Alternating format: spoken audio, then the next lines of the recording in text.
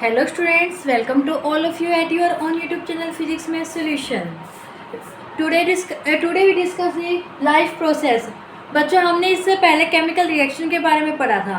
उसमें हमारा एक टॉपिक रह गया था effect of oxidation at daily routine life.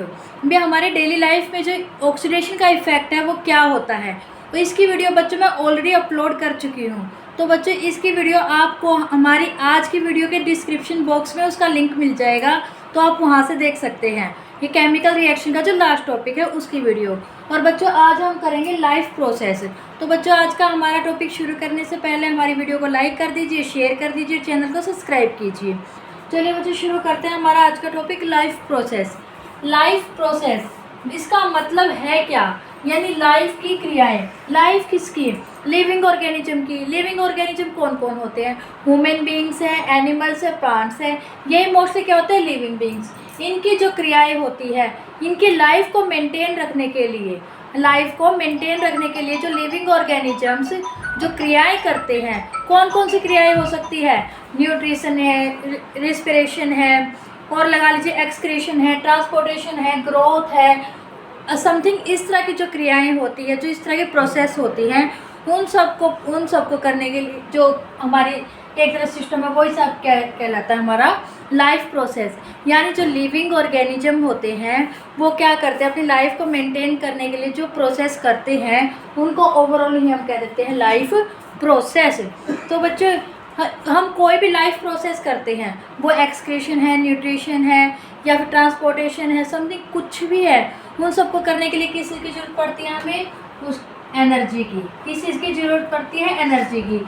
जैसे किसी भी व्हीकल को चलाने के लिए आपको फ्यूल की ज़रूरत पड़ती है, वो डीजल हो, पेट्रोल हो, या सीएनजी हो, कुछ भी हो. इसी तरह से लिविंग बींग्स को अपनी जो लाइफ प्रोसेस है उसको चलाने के लिए, उसकी प्रोसेस के लिए एनर्जी की ज़रूरत पड़ती है. और ये एनर्जी कहाँ से मिलती है बच्चों ने? ये एनर्जी मिलती है फूड से. किससे? फूड से.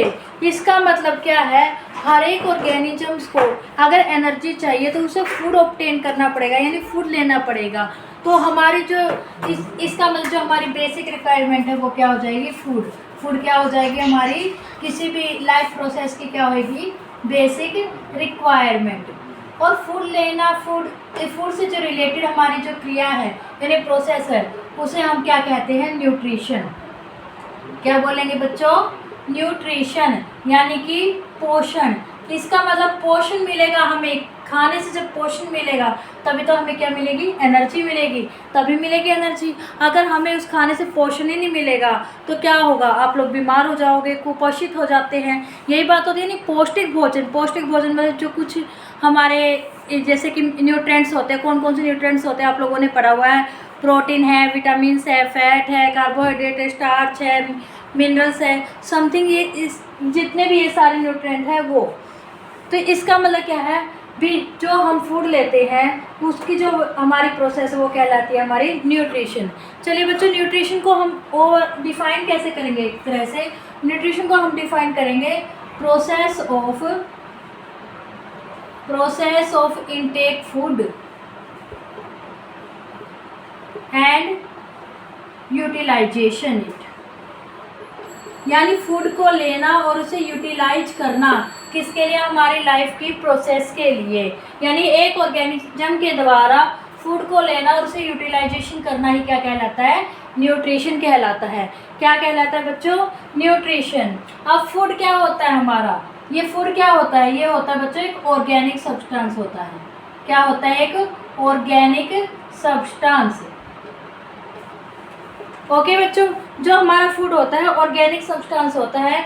फूड भी हमारे दो तरह के होते हैं. मान लीजिए उसमें एक मान सकते हैं हम सिंपल फूड है. दूसरा क्या होता है? Complex food. सिंपल फूड कौन सा होता है बच्चों? सिंपल फूड तो वो होता है जो इजीली डाइजेस्ट हो जाए. आपकी बॉडी में कौन सा फूड है जो इजीली डाइजेस्ट हो जाता है? वो होता है बच्चों ग्लूकोज. क्या होता है? ग्लूकोज, जिसे हम सिंपली तौर पे क्या कह सकते हैं? शुगर. और जो हमारा कॉम्प्लेक्स फूड है वो क्या होता है बच्चों? वो होता है स्टार्च. क्या होता है? स्टार्च. स्टार्च क्या होता है बच्चों? स्टार्च एक तरह से क्या होता है? बहुत सारे जो ग्लूकोज होते हैं, मैनी ग्लूकोज की जो चेन होती है वो क्या कहलाती है? एक तरह से स्टार्च होती है. वो एक कॉम्प्लेक्स स्ट्रक्चर बन जाती है जिसका डाइजेशन थोड़ा सा में भी इसको हमें ग्लूकोज में, सिंगल ग्लूकोज में कन्वर्ट करके ही डाइजेशन होता है। ओके बच्चों, इसका मतलब हमारे जो फूड है वो कोई किस किस फॉर्म में होता है, वो होता है ग्लूकोज की फॉर्म में और स्टार्च की फॉर्म में। और इन दोनों का जो मिला जुला रूप है इसको हम क्या कह सकते हैं, इसको बोलते हैं हम कार्बोहाइड्रेट। क्या बोलते हैं हम इसको, कार्बोहाइड्रेट्स। यानी ग्लूकोज प्लस स्टार्च दोनों को हम एक साथ अगर हम बोलें तो कार्बोहाइड्रेट बोल सकते हैं। और इन दोनों के अलावा और कौन कौन से न्यूट्रिएंट होते हैं मैंने अभी आप लोगों को बताया था, जैसे कि प्रोटीन है, फैट है, मिनरल है, और कौन से होते हैं बच्चों, समथिंग, यानी ये लगा लीजिए इसी तरह के होते हैं। इनमें जो ये कार्बोहाइड्रेट होता है और फैट होता है, ये किसके लिए होते हैं, ये मेनली होते हैं एनर्जी के लिए। यानी आपकी बॉडी को जो एनर्जी मिलती है वो मोस्टली इन दोनों से ही मिलती है, यानी ग्लूकोज से, स्टार्च से और फैट से। और जो हमारा प्रोटीन होता है, मिनरल होता है, ये किसके लिए होता है, ये बायोसिंथेसिस ऑफ ऑर्गन। किसकी, बायोसिंथेसिस ऑफ ऑर्गन्स। ऑर्गन्स का मतलब ब्लड ऑर्गन्स लगा लीजिए, कोई भी ऑर्गन लगा लीजिए, ये सिंथेसिस में क्या होते हैं, हेल्पफुल होते हैं। आई बात समझ में बच्चों। चलिए इसके बाद हम ओवरऑल क्या बोल सकते हैं न्यूट्रिशन को, हम ओवरऑल न्यूट्रिशन की जो प्रोसेस है उसको क्या कह सकते हैं, उसको किस तरह से डिफाइन कर सकते हैं, हम उसको डिफाइन कर सकते हैं बच्चों।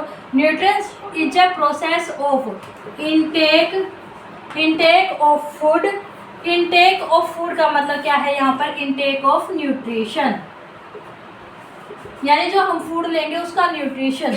न्यूट्रिशन में क्या क्या हो सकते हैं बच्चों, भाई प्रोटीन है, विटामिन है, फैट है, मिनरल है, यानी ये सब जो न्यूट्रिशन है एक ऑर्गेनिजम्स के द्वारा लेना और उनको यूटिलाइज करना किसके लिए, हमारी सारी क्रियाएं जो वो, यानी जो हमारी एनर्जी से जितनी भी प्रोसेसेस होती है उसके बाद वो सब आसानी से हो सके।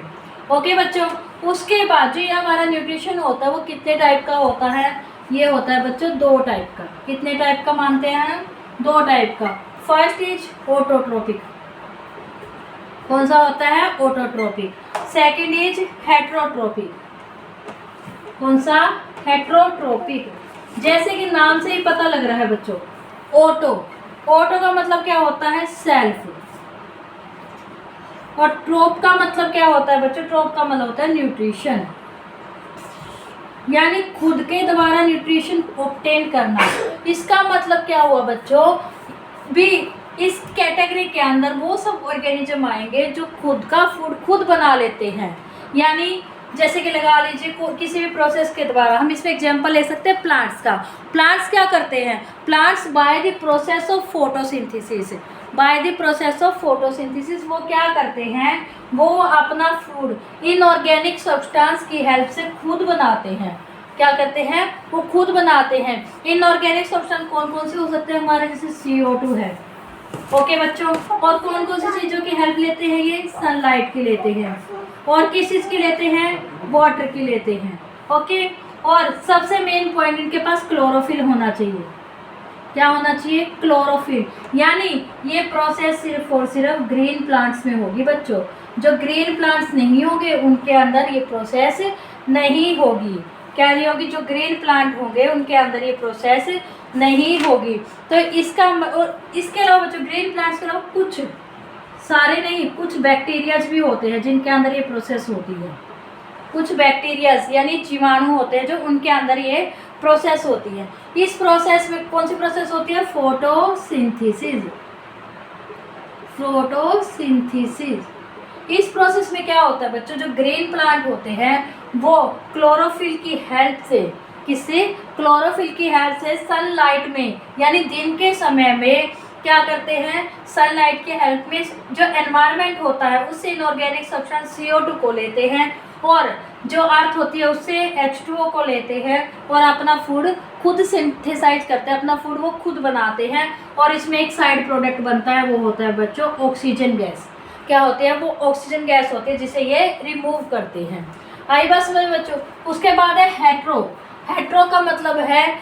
का मतलब ही बच्चों ये हो जाता है जो अदर होते हैं। हेट्रो को बोलते हैं हम अदर। और ट्रोप का मतलब न्यूट्रिशन, यानी जो अदर से न्यूट्रिशन ऑब्टेन करते हैं। या यहाँ पे क्या था, प्लांट तो खुद बनाते हैं अपना फूड, लेकिन हेटेरोट्रॉपिक में क्या होता है, जो अपना फूड खुद ना बनाकर दूसरों पे डिपेंड करते हैं, दूसरे ऑर्गेनिज्म पे। फॉर एग्जाम्पल अस, यानी हम ह्यूमन बींग्स हैं। हम ह्यूमन बींग्स, आप लोग हो गए हम तो किचन में अपना खाना खुद बनाते हैं, ऐसा नहीं होता बच्चों। हमें उसके लिए रॉ मटेरियल चाहिए। रॉ मटेरियल कहाँ से मिलता है, हमें प्लांट से एज वेल एज एनिमल से। इसका मतलब हम किस कैटेगरी में आते हैं, हम आते हैं हेटेरोट्रोप्स की कैटेगरी में। और साथ में कुछ एग्जाम्पल हो सकते हैं, जैसे ईस्ट है। ईस्ट भी क्या होता है कि हेटेरोट्रॉपिक होता है। फंजाई है, वो भी हेटेरोट्रॉपिक है। नॉन ग्रीन प्लांट है जो, वो भी हेटेरोट्रॉपिक होते हैं बच्चों। उसके बाद बच्चों हम हमारी जो नेक्स्ट वीडियो है उसमें करेंगे बच्चों हेटेरोट्रॉपिक्स कितने टाइप के होते हैं, हेटेरोट्रॉपिक से भी आगे टाइप होते हैं, वो हम करेंगे हमारी नेक्स्ट वीडियो में। तब तक के लिए बच्चों, अगर आपको आज का हमारा ये लाइफ प्रोसेस और न्यूट्रिशन एक्चुअली में होता क्या है ये अच्छे से समझ में आ गया हो तो कमेंट सेक्शन में कमेंट करके बताइए। आप लोगों को अगर कोई डाउट है तो बता दीजिए उसमें। और अगर आपको हमारी आज की वीडियो अच्छी लगी हो तो हमारी वीडियो को लाइक कीजिए, शेयर कीजिए और चैनल को सब्सक्राइब कीजिए और बेल आइकन दबाना ना भूलें, ताकि हमारी जो नेक्स्ट वीडियो है जिसमें हम सेपरेट टॉपिक के पार्ट्स के बारे में डिस्कस करेंगे, उसका लिंक, उसके बारे में आपको नोटिफिकेशन सबसे पहले मिल जाए। और बच्चों ध्यान रखो, आज की जो हमारी वीडियो है इसके डिस्क्रिप्शन बॉक्स में केमिकल रिएक्शन का जो लास्ट टॉपिक है, ऑक्सीडेशन का हमारे डेली रूटीन में क्या इफेक्ट होता है, उसको देखना ना भूलें। तब तक के लिए बच्चों goodbye and take care. Thank you so much.